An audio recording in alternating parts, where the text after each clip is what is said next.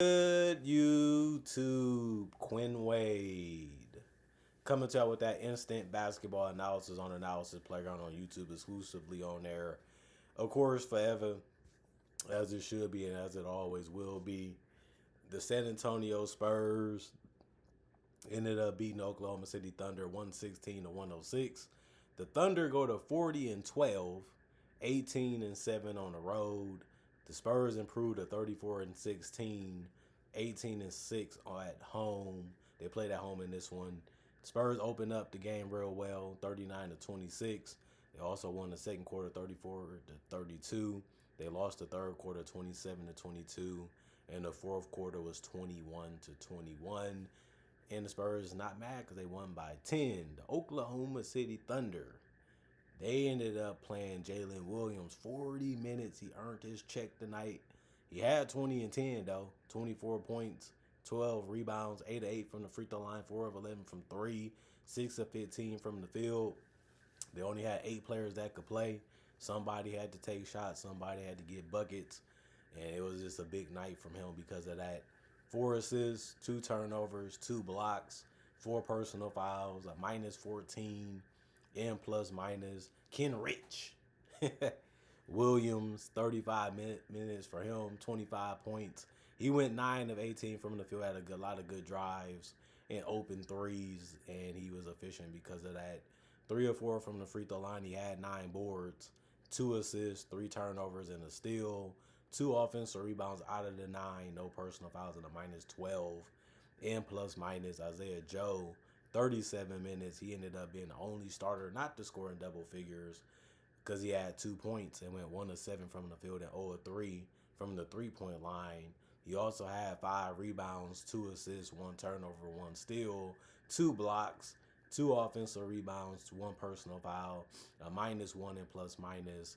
And that's how his night ended up going. At least he played some good defense and helped out on the boards when he could. Aaron Wiggins had a big night, 38 minutes for him. He finished with 20 points. He went 7 of 14 from the field, 4 of 7 from 3, 2 of 2 from the free throw line. He had 4 rebounds, 6 assists. The 6 assists ended up being the most on the team. He also had 3 turnovers and 5 steals. The 5 steals was the most on the team tonight. He also had 1 personal foul and was a minus 4 and plus minus. They kept cutting and moving the ball around. And, of course, they kept letting the 3-ball fly whenever they had the confident shot or an open one. Casey Wallace did the same. He finished with 5 assists, 1 of 5, though, from 3. He also went 6 of 16 from the field, and he finished with only 13 points in 34 minutes. He still had 3 rebounds, 3 turnovers, 3 steals, and 1 block. He also had 1 offensive rebound, 4 personal fouls, and was a minus 15 and plus minus. And then Brooks, he played 20 minutes. He finished with 14 points. That ended up being the most off the bench. He also took the most shots, which was 15. He only went 5 of 15 from the field, but he did go 4 of 9 from 3. And then he had 3 rebounds, 5 assists, 2 turnovers, 4 personal fouls, 1 offensive rebound, and was a minus 11 and plus minus. Brendan Carlson, 16 minutes, 3 points, 1 of 2 from the field. He made his only 3.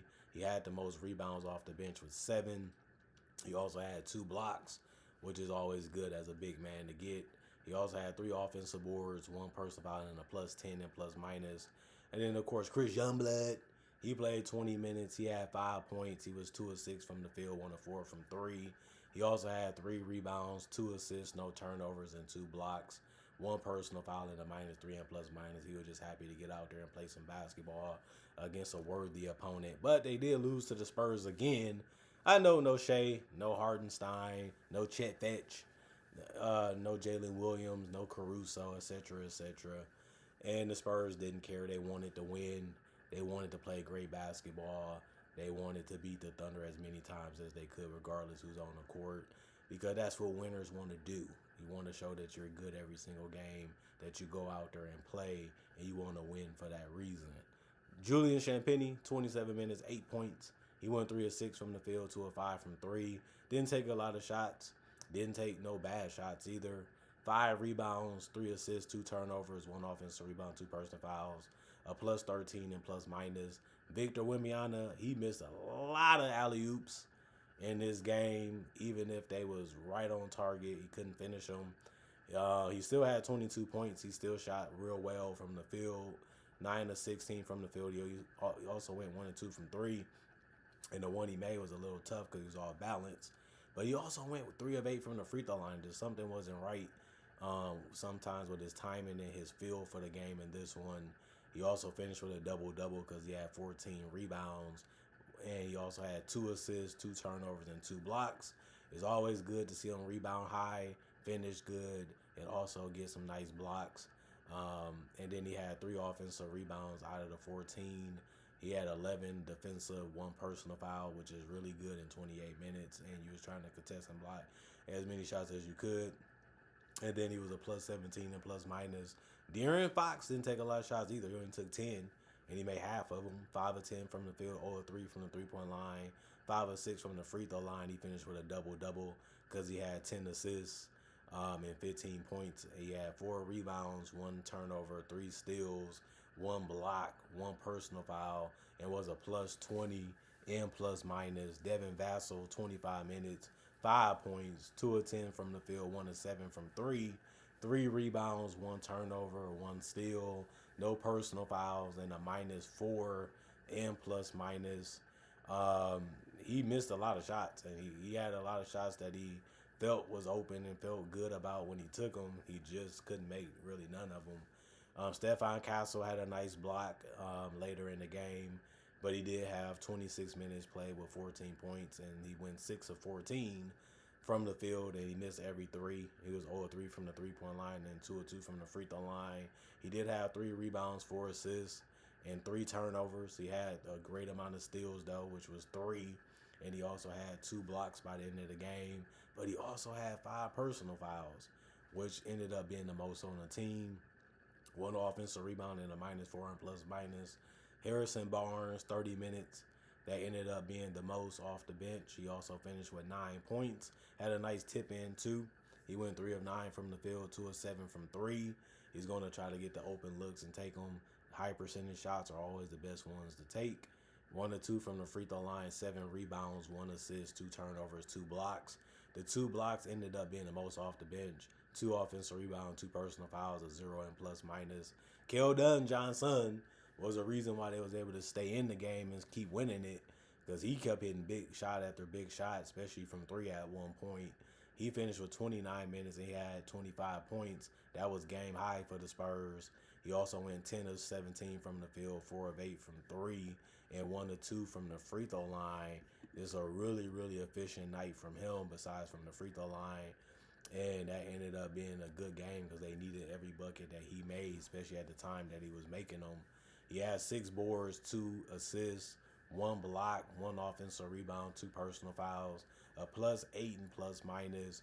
Carter Bryant, 13 minutes, 11 points, 4 of 9 from the field, 3 of 6 from 3, 5 rebounds, 1 assist, 1 turnover, 2 steals. The 2 steals ended up being the most off the bench. 1 offensive rebound, 2 personal fouls, and a +6 and plus minus. Luke Cornett, Big Net, was dominating in the paint. He finished with 15 boards. The problem was he went 2 of 7 from the field and he had easy looks. He finished with 4 points, 2 assists, 1 steal, 9 offensive rebounds, 6 defensive, no personal fouls, and a -4 and plus minus. Jordan McLaughlin, 13 minutes, 3 points, 1 of 3 from the field, 1 of 1 from 3, 1 rebound, 1 assist, no turnover, 1 steal, no personal fouls, and a -2 and plus minus. And then you look at the game comparison wise, the Spurs went 101. They had 101 field goals. They shot 45%. The Thunder only took 93. They ended up shooting 40%. They took 47 3-pointers. They ended up making it at 40%. 42 3-pointers by the Spurs. They ended up making 33% of it. 14 free throws attempted by the Thunder, 93%. 20 free throws taken by the Spurs, 60%. And then 63 rebounds by the Spurs, and then 46 taken by the Thunder. 26 assists, both teams had that, but the Spurs have 12 turnovers. The Thunder only had 14. 11 steals for the Spurs, 10 for the Thunder, 8 blocks for the Spurs, 9 for the Thunder. 18 offensive rebounds for the Spurs, 9 for the Thunder. 45 defensive rebounds for the Spurs, 37 for the Thunder. And then 15 personal fouls for the Spurs, 16 for the Thunder. And then you look at it and say, shouldn't the Spurs have won this game? And they did. You just thought they would do it in more dominant fashion, considering all the guys that was out for the Thunder. And the Spurs, they just missed a lot of opportunities. They really blew a lot of shots. They missed a lot of wide open looks. And the game didn't really look as good as you thought that it would. This is one of them games where you're happy that you still got it done, but you know that you could have played and did a whole lot better. And the Thunder, they looked at it like we didn't get embarrassed. We didn't lay an egg. We did what we could with what we had, and we just happy the fact that we fought and we gave it all that we had. We just came up short and ended up getting a loss. Comment, like, subscribe, share. Hit that notification bell to get that analysis when it first come out. Y'all stay blessed up, of course. Y'all stay good. Peace. And I'll see y'all later today, hopefully with more analysis.